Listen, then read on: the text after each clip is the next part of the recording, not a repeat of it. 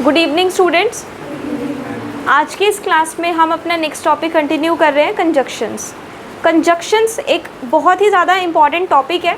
इसमें काफ़ी सारी चीज़ें आ जाती है। प्रपोजिशन पढ़ा था आपने, आपको वो टॉपिक थोड़ा बड़ा लगा होगा, बल्कि वो बड़ा नहीं है, ये उससे डबल है, लेकिन ये बहुत ज़्यादा इम्पॉर्टेंट है। जब आप किसी भी चीज़ को रीड करते हो तो बीच में कंजक्शंस आते हैं, उसके मीनिंग ना पता होने की वजह से हम सेंटेंस का गलत मीनिंग निकाल लेते हैं, ट्रांसलेट ठीक से नहीं कर पाते। तो देखो अभी स्टार्ट करते हैं। पहले ये समझ लेते हैं कि कंजक्शन होता क्या है। सो कंजक्शन इज़ अ वर्ड और ए सेट ऑफ वर्ड। कंजक्शन एक वर्ड भी हो सकता है या फिर एक वर्ड से ज़्यादा, यानी 2-3 वर्ड्स का मिलके एक ग्रुप भी हो सकता है। दैट कनेक्ट्स टू वर्ड और सेंटेंसेस, जो 2 वर्ड या 2 सेंटेंस को कनेक्ट करने के लिए यूज़ किया जाता है, और use to coordinate words in the same clause, या फिर वर्ड्स को सेम क्लॉज में कोऑर्डिनेट करने के लिए यूज़ किया जाता है। So in short ends the sentence without a change in meaning और सेंस, और सेंटेंस को छोटा भी कर देता है, जिससे सेंटेंस का मीनिंग भी नहीं बदलता और सेंटेंस छोटा भी हो जाता है। फॉर एग्जाम्पल, अगर मैं बोलती हूँ आपसे कि Ram is a good boy, फिर मैं दोबारा बोलती हूँ कि Shyam is a good boy, तो इससे अच्छा मैं ये बोल सकती हूँ ना कि Ram and Shyam are good boys. तो मैंने इसमें क्या लगा दिया, एंड, राम एंड श्याम। तो एंड क्या हो गया, कंजक्शन हो गया। इसने क्या किया, इन 2 वर्ड्स को कनेक्ट कर दिया, सेंटेंस भी छोटा हो गया, मीनिंग भी नहीं बदला। ठीक है, तो सबसे पहला जो हमारा कंजक्शन है वो है एंड या फिर और। एंड का मतलब होता है और का मतलब होता है या। Ram and Shyam are good friends, you may take this book और दैट बुक, या तो तुम ये वाली किताब ले लो या ये ले लो। तो और का मतलब या, very simple. Next most important, but. अब बट का मीनिंग आप सबको पता है कि होता है लेकिन, पर, परंतु। इसके अलावा बट के 2 मीनिंग और होते हैं, एक होता है बल्कि और एक होता है सिवाय, कि मैं ना सब कुछ कर सकती हूँ सिवाय तुम्हें पीटने के। एग्जाम्पल दे दी। और एक होता है बल्कि, कि ये पेन नहीं है बल्कि ये तो एक पेंसिल है। समझ गए, this is not a pen but a pencil. He is not Ram but Shyam, ये राम नहीं ये तो श्याम है। समझ गए। सेंटेंस एग्जाम्पल देखो, लेकिन वाला तो आपको पता ही है। Ram and Shyam are good friends, कि राम और श्याम अच्छे दोस्त तो हैं, लेकिन they fight with each other, एक दूसरे के साथ लड़ते हैं। He is very intelligent but he is poor, कि वो इंटेलिजेंट है लेकिन गरीब है। सिवाय और अलावा, I can go anywhere but your home, मैं हर जगह जा सकता हूँ सिवाय तुम्हारे घर के। I can go anywhere but your home. ठीक है, I can eat everything but non veg, कि नॉन वेज के सिवाय मैं सब खा सकता हूँ। समझ गए। और एक क्या हो गया, बल्कि, this is not a pen but a pencil. Ram is not a fool but a wise guy, कि राम जो है वो बेवकूफ़ नहीं है बल्कि समझदार लड़का है। He was not scolded but beaten, उसको डांटा नहीं मारा गया। I had not been given a pen but a pencil, मैंने तुम्हें पेन नहीं बल्कि पेंसिल दी थी। समझ गए।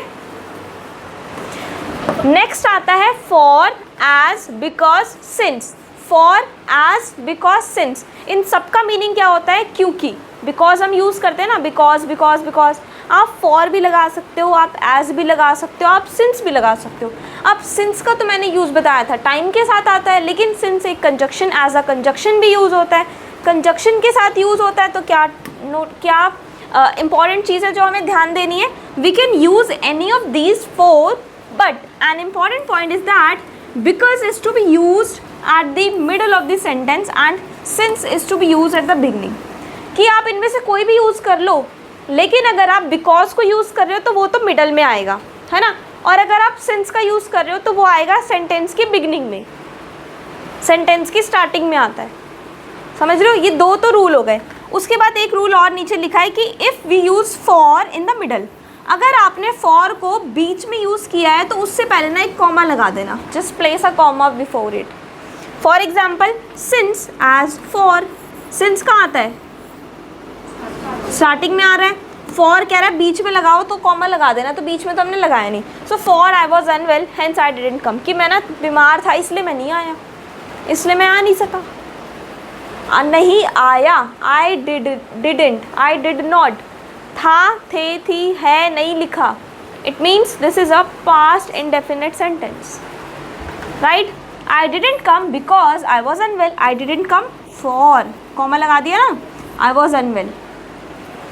तो ये सब रूल्स ध्यान में रखने हैं, कहाँ कॉमा लगेगा कहाँ नहीं लगेगा, फॉर बीच में आ रहा है, फ्रंट में, एंड में तो नहीं आ रहा, मतलब इन सब बातों का ध्यान रखना है, रूल्स का ध्यान रखना है।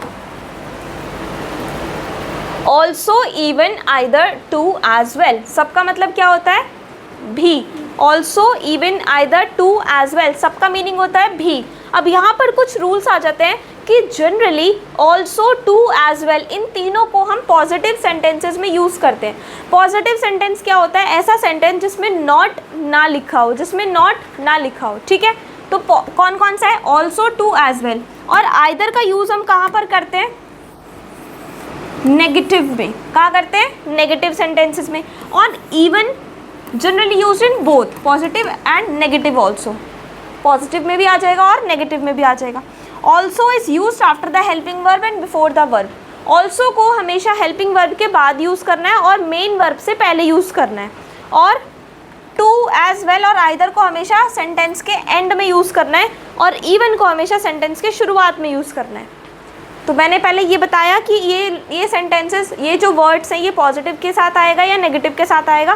फिर मैंने बताया कि इनकी पोजीशन क्या होती है, सेंटेंस के शुरुआत में होती है, सेंटेंस के लास्ट में होती है या फिर सेंटेंस के मिडल में होती है। एग्जाम्पल के लिए आई एम गुड, टू कहाँ आ रहा है? लास्ट में आ रहा है। I am also good, I am good as well, even I am good. Even I am not good, I am not good either, ठीक है। उसके बाद आता है so, hence, henceforth, that's why, that's the reason, therefore. इन सब का मतलब क्या होता है? इसलिए मैं गया इसलिए तुम आए। I went, hence you come, hence you came, so you came. I went, henceforth you came. I went, that's why you came. I went, that's the reason you came. I went, therefore you came. Therefore मतलब इसलिए, समझ गए। उसके बाद अगर आप as के साथ एक एडजेक्टिव लगा दो, adjective means describing word, as beautiful as black as short as, तो ये क्या सारे, ये सारे एडजेक्टिव्स हैं। Tall, short, big, black, red, beautiful, strong. As tall as Amit, Amit जितना लंबा। As short as Rakesh, Rakesh जितना छोटा। As big as your house, as black as coal, as red as blood, as beautiful as you, as strong as my dad. तो इसका मतलब होता है उतना, उतना, फिर यहाँ पे जो भी आपने लगाया है, उतना सुंदर, उतना बड़ा, उतना छोटा, जितना, यहाँ पे एक ऑब्जेक्ट लगा दोगे, किसके बारे में आप बात कर रही हो। समझ में आ रहा है?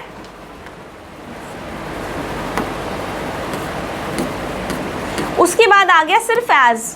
सिर्फ एज उसका मतलब होता है जैसा। क्या होता है? जैसा, या के तौर पर या के नाते। जैसे एज यू से, जैसा तुम कहो। एज यू विश, जैसी आपकी मर्जी। I am working here as a teacher, मैं यहाँ पे एक टीचर के तौर पे काम कर रही हूँ। As a teacher it is my duty, teacher होने के नाते मेरी ड्यूटी बनती है। इस तरह से 3 मीनिंग हो गए, के नाते, और के तौर पर तो सेम ही है, और एक है जैसा, ठीक है, जैसा आप कहो। उसके बाद अगर एज के साथ वेल एज लगा दो तो इसका मतलब क्या होता है? एज वेल एज क्या होता है? साथ ही। I am teaching as well as studying, कि पढ़ा भी रही हूँ और पढ़ भी रही हूँ। राम इज़ एजुकेटेड, राम तो पढ़ा लिखा है, as well as his parents are also educated, उसके पेरेंट्स भी पढ़े लिखे हैं। समझ गए? अच्छा, एक क्या इंपॉर्टेंट रूल है इसमें, if as well as is joining two subject in a sentence. मतलब ये देखो क्या समझा रहा है, बता देती हूँ, कि अगर 2 सेंटेंस हो ना, 2 सब्जेक्ट्स हो, एक तो हो गया ही और एक हो गया his friend. He as well as his 3 brothers. अब आप कहोगे मैम इधर तो ब्रदर्स है तो यहाँ पर आना चाहिए था आर, है ना, बट आपको जब भी आप एज वेल एज का यूज़ कर रहे हो तो आपको सब्जेक्ट इसी को मानना है। ही के साथ क्या आता है? इज आता है, ठीक है। जब भी एज वेल एज यूज़ कर रहे हो तो आपको सब्जेक्ट किसको मानना है? ही को मानना है। तो ही के साथ आता है इज, इसलिए हमने इज लगाया है यहाँ पर। जो ऊपर वाला सेंटेंस है, I as well as my friends, friends ज़्यादा हो गए तो फिर ये, लेकिन मैंने तो आई के साथ एम ही लगाया है। I as well as his friends am here. ठीक है, ये रूल का ध्यान रखना। उसके बाद अगर आप इसके साथ सून लगा दो, as soon as, या फिर आप लगा दो द मोमेंट, इसका मतलब होता है जैसे ही। The moment you came I left, कि जैसे ही तुम आए मैं चली गई। as soon as you came I left, तो दोनों ही सेम है। as soon as बोल लो या फिर बोल दो the moment. come to my home the moment dad comes, मेरे घर आ जाए ना जैसे ही पापा आ जाए। come to my home as soon as my dad comes, तो meaning is same. There is no such rule कि कहाँ पे क्या लगेगा, positive negative, there is no such rule, right. Leave as soon as possible, जितना जल्दी हो सके चले जाओ।